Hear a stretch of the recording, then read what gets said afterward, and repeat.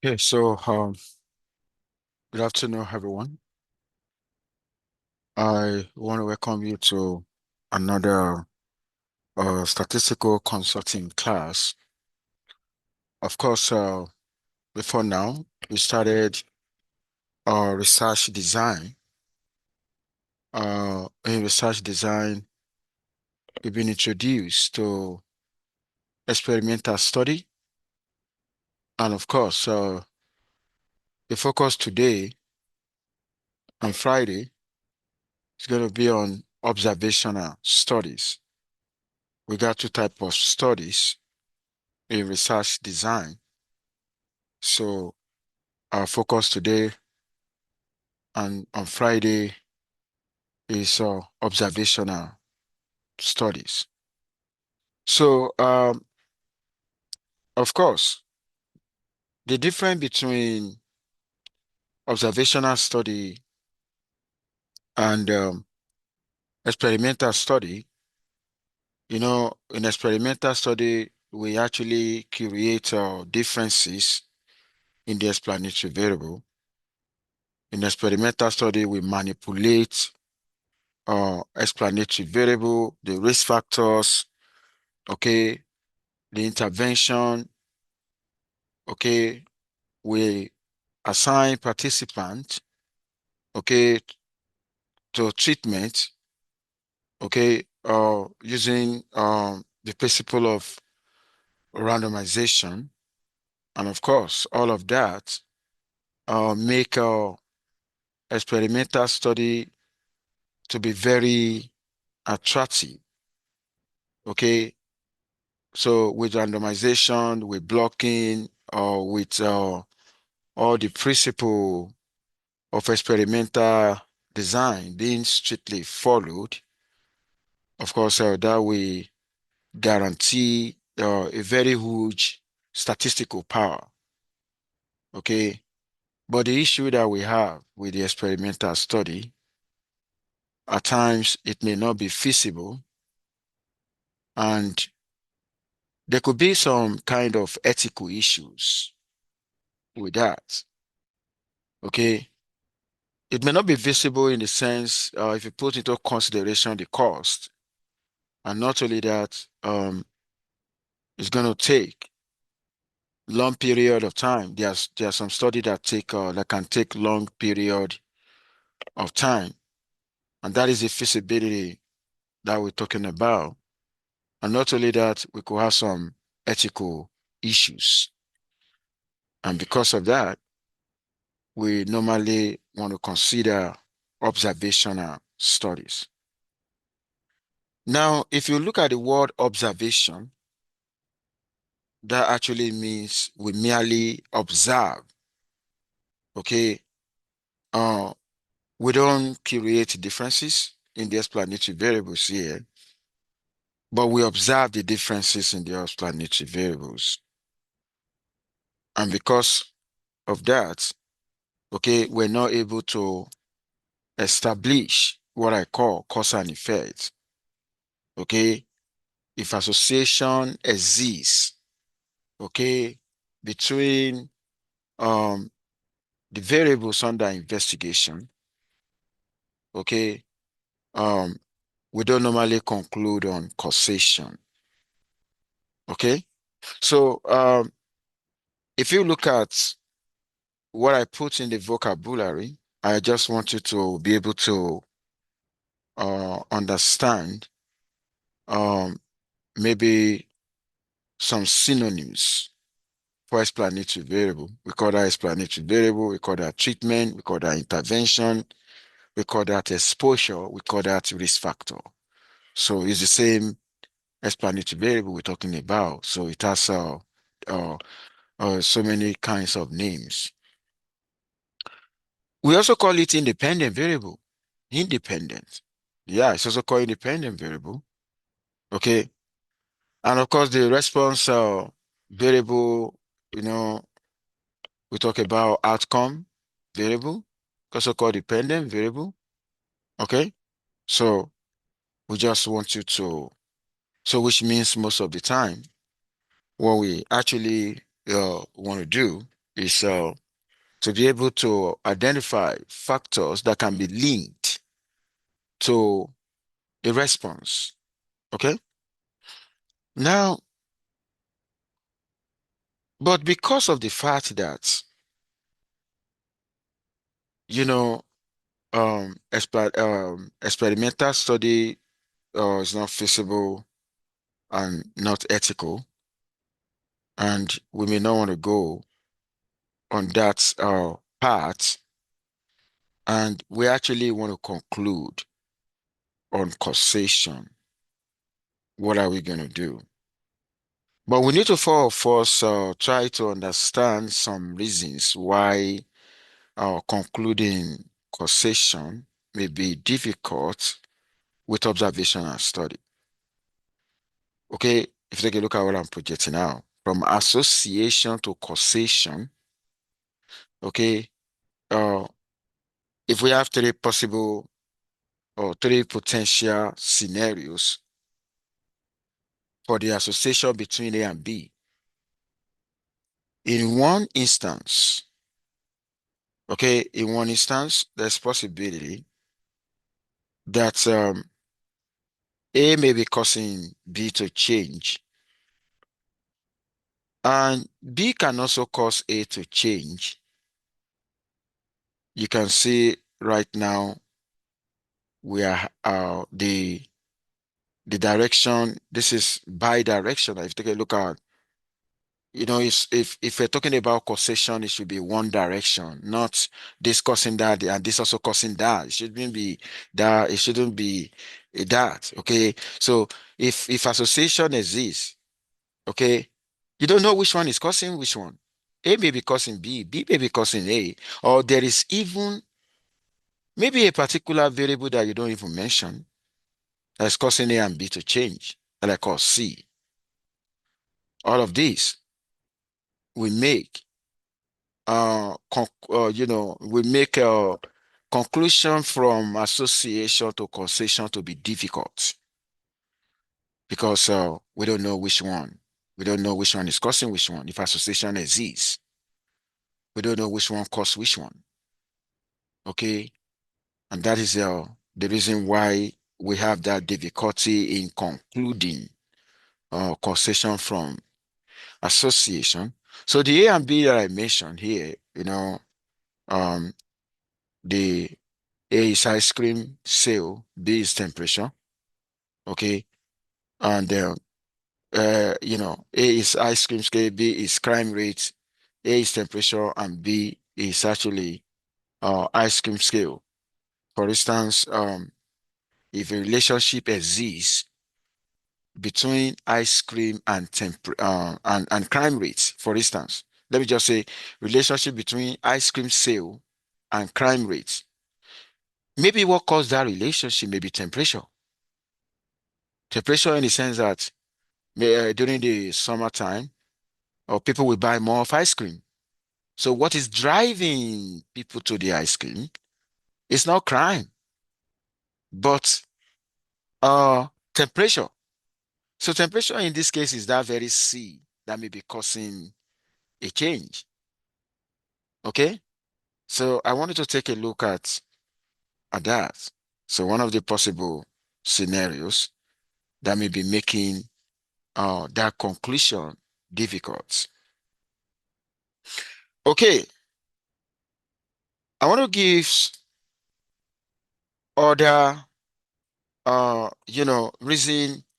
If you take a look at what I'm projecting now, I said it is difficult to establish causal relationship from observational study. So if it is difficult, then why can't we use experimental study instead? Of course, we all know why we are running away from experimental study in the first place.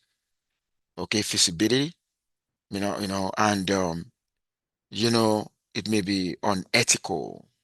Okay, and I want to demonstrate to you why that is difficult. If you take a look at this, I want to investigate whether headaches affect mortality. Okay, and of course, in this case, using experimental study, it's not going to be okay, because the way we're going to assign, it means we have to assign addedness. Addedness can be assigned, okay? It can be assigned. Or look at a second study investigating the effect of smoking during pregnancy on the child IQ. Should I now start imposing, because I want to conduct research? Do you think I'm now going to start imposing I will force pregnant women to smoke, okay? Forcing them to smoke because I want to look at the effect of the smoking, okay, on the intelligent quotient of their children. That doesn't mean, if I go that part, okay, that is unethical. It's something that could affect them. Does that make sense? So it is when you are conducting a study, it's very important to see whether the study is feasible or is ethical. It is only when it is ethical that and feasible that you go the way of experimental studies. Now, take a look at study number 3.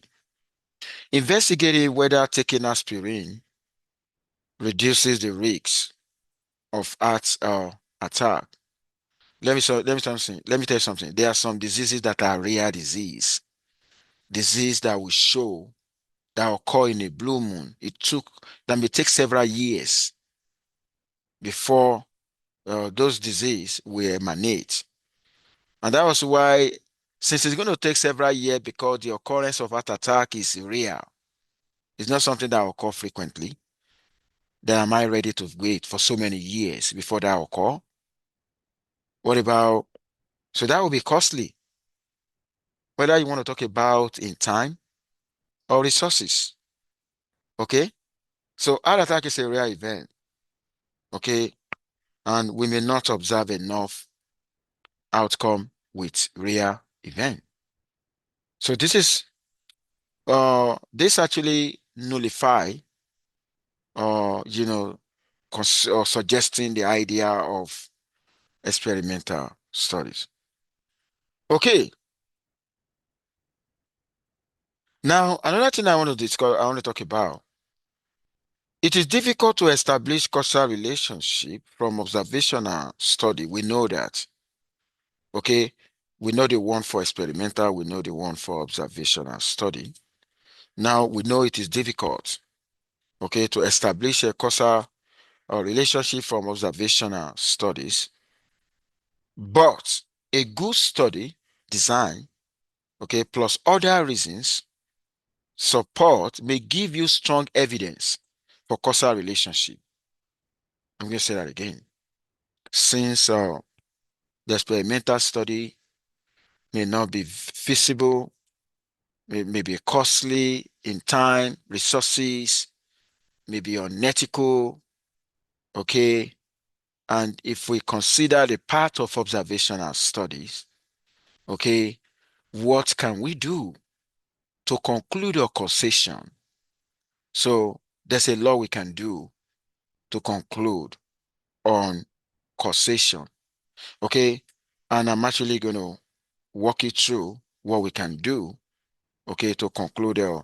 Now, that thing needs to be incorporated into our design. You remember I told you the other time, a research design happens to be a blueprint that will guide our analysis and interpretation of data that ensure validity, reliability, and generalizability. Okay. Now, what is missing? What do I need to incorporate into my study design in such a way that I can conclude on causation using observational studies? Okay, so one of the things we can do, if we can try to eliminate or control for confounding factors. Do you know the other time where I was giving you example on relationship between uh, sales of ice cream and crime rates? Maybe you investigate and you realize that they are correlating, association exists. What could be causing that association may be a variable that you don't even control. And that very variable is a confounding factor. It's a confounding variable. Okay. So if we are able to control that, if we are able to control a potential variable that could have impact, that could influence the relationship between variables, then we're on the right path to conclude on causation. Okay. So, and the question now, I know what to eliminate. I know what to control. Okay. Then what is the technique used for this purpose? That technique, okay, that researchers often use is what we call matching. Please, I need you to pay attention. Matching, okay? So matching can potentially solve the problem of confounding, because the problem of confounding is actually what is making it difficult for us to conclude on causation when we conduct our observational study. Is there any question before moving forward? Is there any question?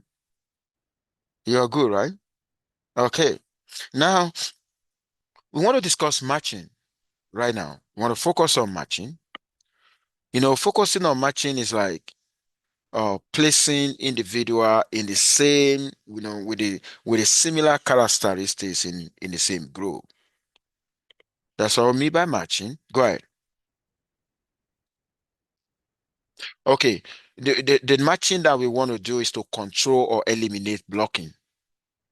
So sorry, is to eliminate confounding.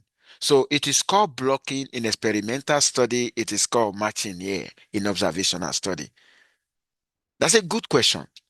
What is asking is, how is matching different from blocking? This is a way to block in observational study. That's a good question.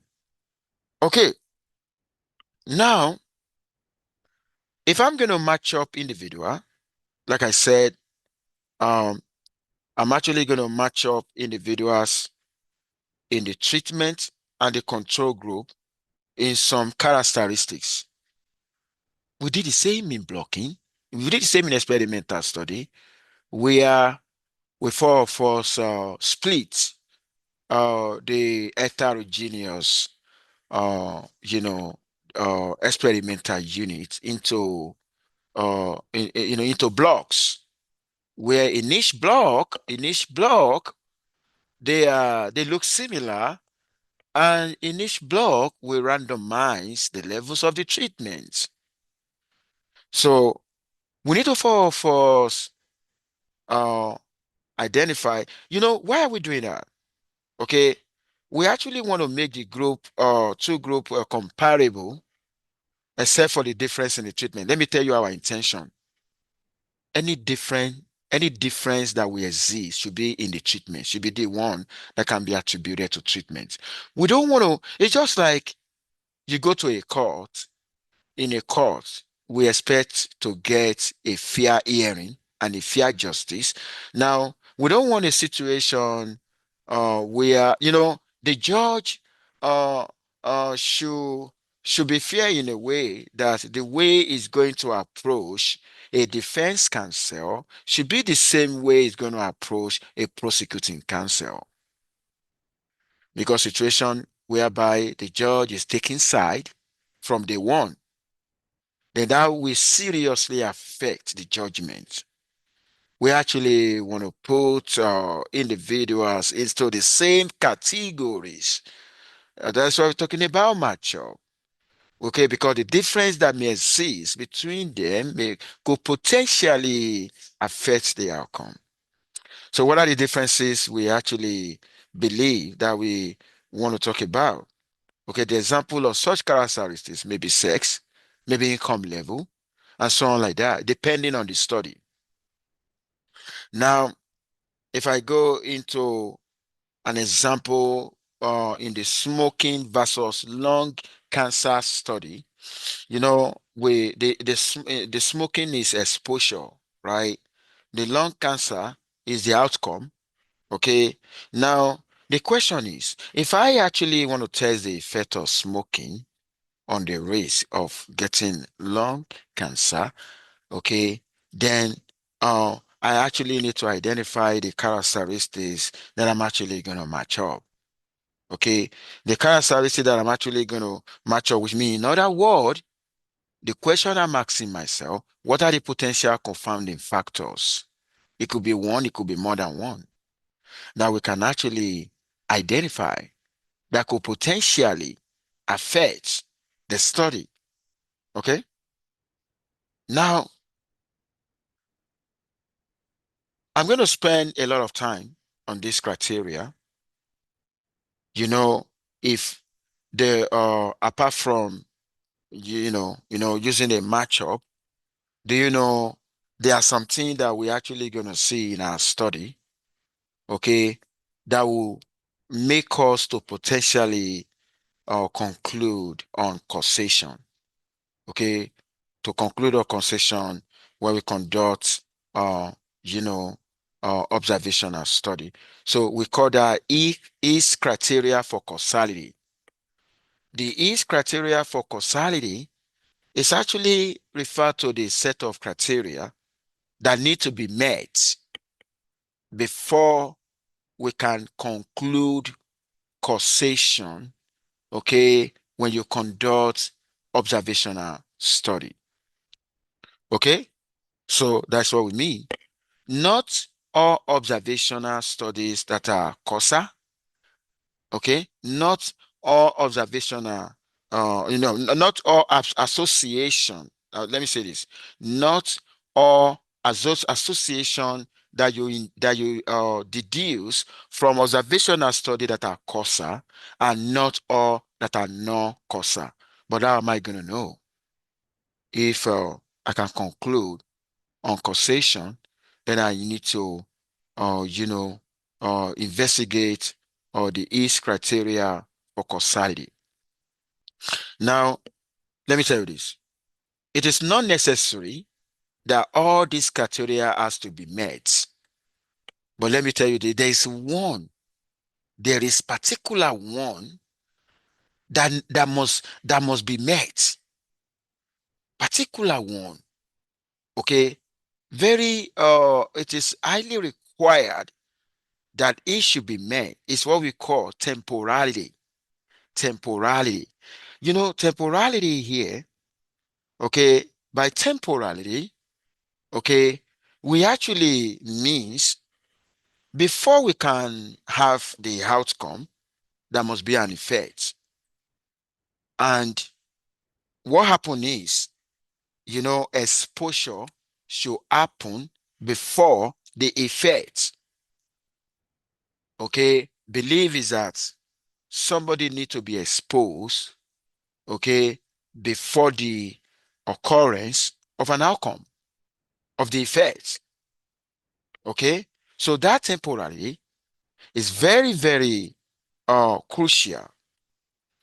Now, see on the temporality, it's just like you are trying to say exposure have to precede outcome. Okay, exposure have to precede outcome. I'm gonna write. Let me see if I can. Let me write on mine. Okay. I'm gonna give you an example right now. Okay. There's a particular this disease that we call mesothelioma. Okay. So somebody need to be exposed to this asbestos. Okay. Somebody needs to be exposed to this. Okay. So what I mean right now, asbestos exposure precede that disease that they call mesothelioma. Mesothelioma. Okay. Leoma. Yeah. Mesothelioma. Okay. So that's an example. You can think of other examples. Okay. That is temporality. Okay, that's temporality. Now, another one I want to talk about is strength of the association. Let me tell you this. I remember when you are using correlation, you conduct correlation analysis. Okay, correlation analysis or correlation measures the direction and the strength of the association. So the strength of the association matters. The strength of the association matters. So strong association are more likely to be causer than weak association when association is strong. Okay, when association is strong, it is more likely. And of course, I'm going to give you an example. Researchers actually acknowledge the fact that there's a strong association between smoking and the risk of getting lung cancer. So I think what they observe is that the risk is more, okay, for smoker group compared to the non-smoker group. Okay, so the strength of association matters a lot. Does that make sense? Now, the next one is what we call biological plausibility. Okay, so biological plausibility now is just that there should be a kind of biological explanation, and that's why I have to tell people practical significance is different from statistical significance. Okay, biological plausibility in the sense that that's why I said must be able to make an argument that exposure could biologically cause the outcome, not just statistically cause. You could conduct analysis on the exposure data and the outcome data, and you are able to establish the fact that association, this caused that. But let me tell you, if that doesn't have a biological backup in terms of explanation, then it's not biological plausible. That's what I mean. Does that make sense? Now, the next one is consistency. Okay, let me tell you this. A study is conducted in the United States, and that study established the fact that air pollution can cause respiratory disease.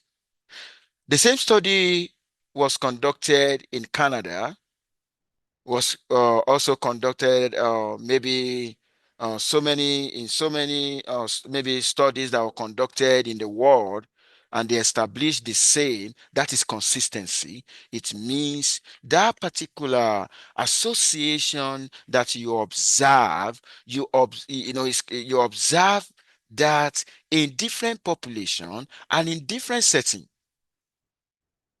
If you claim a vaccine, if you claim like COVID vaccine can actually maybe prevent the occurrence of people catching COVID, that vaccine should not only work in this setting only, it should work in other settings as well. So if in other settings they can also if they can actually observe that, that is consistency, and that will go a long way in making us to conclude on causation. Does that make sense to everyone? Okay, so that is what we call, consistency. And let me also say this. I'm going to add something that we call coherence. I think coherence is more or less the same as biological plausibility, because your study shouldn't contradict medical knowledge or biological knowledge. There shouldn't be any contradiction. Okay, so there shouldn't be any contradiction at all. There's something that I wanted to add, because if you take a look at this, give me 1 second. You're gonna say it's not just four. There's so many of them. Do you see that? Dot, dot, dot, dot means that each criteria for causality is just more than these four. But there's something I'm actually going to add. Specificity. Let me write that. It's also very important.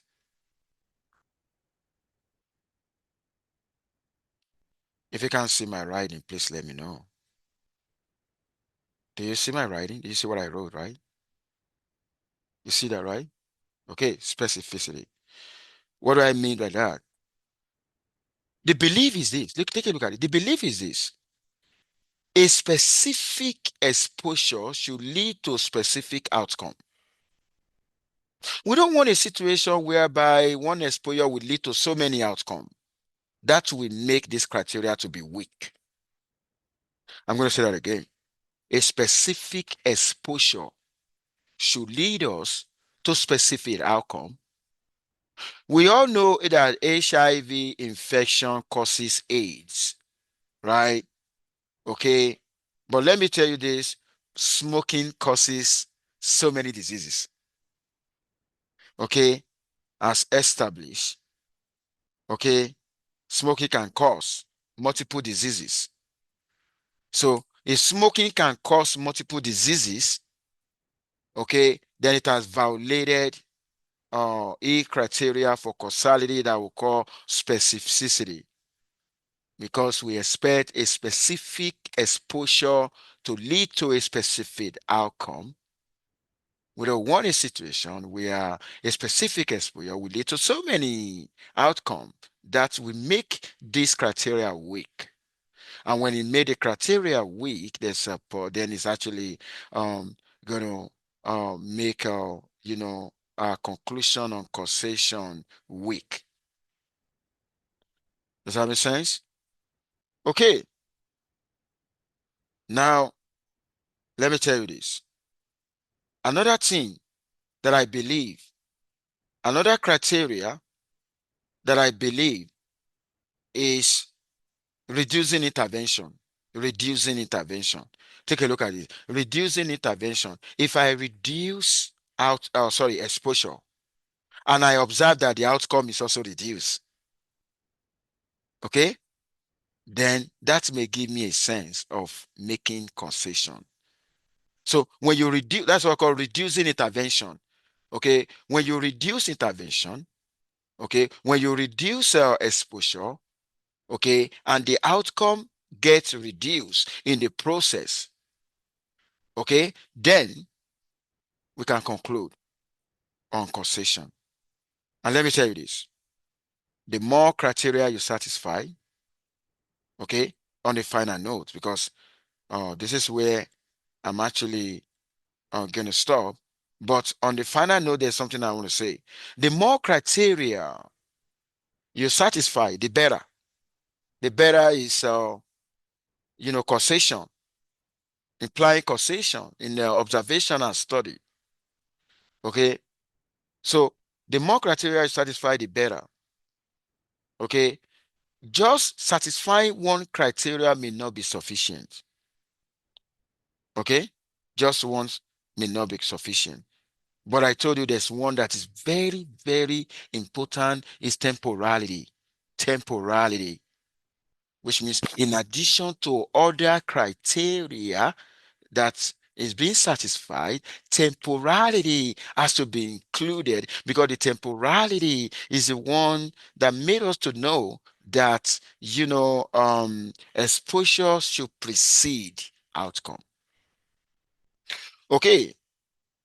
Now, I said something here, for example, there's a strong relationship between ice cream. Now, take a look at this.